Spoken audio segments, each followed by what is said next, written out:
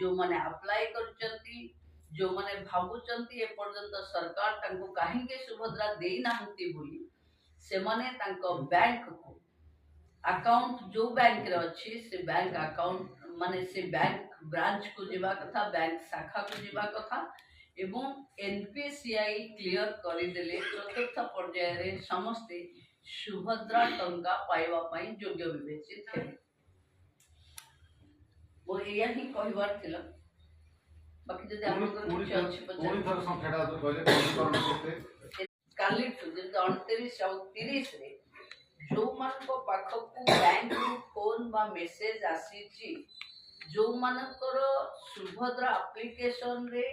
जो bank account देचंती से bank रो को अपन माने विजिट करबा दरकार बैंक को जीवा दरकार सुभद्रा पाई से माने स्पेशल अरेंजमेंट करिचंती एनपीसीआई फेल्योर को आमे एक्टिवेट कले ही सरकार जो शेष हिताधिकारी पाके पहुंचीबार जो टार्गेट रखी से आम सफल हबू तेणु मोर विशेष अनुरोध जो माने ई केवाईसी एबे भी 1,55,158 जन करि पारि नाहंती तेणु आमे ई केवाईसी करवा दरकार बायोमेट्रिक करवा दरकार अकाउंट को आधार लिंक करवा दरकार और जो एनपीसीआई फेल्योर हेची एटा गोटे स्वतंत्र बैंक को हिताधिकारी माने गले ही करि परिबे तेणु समस्त बैंक 29-30 2 दिन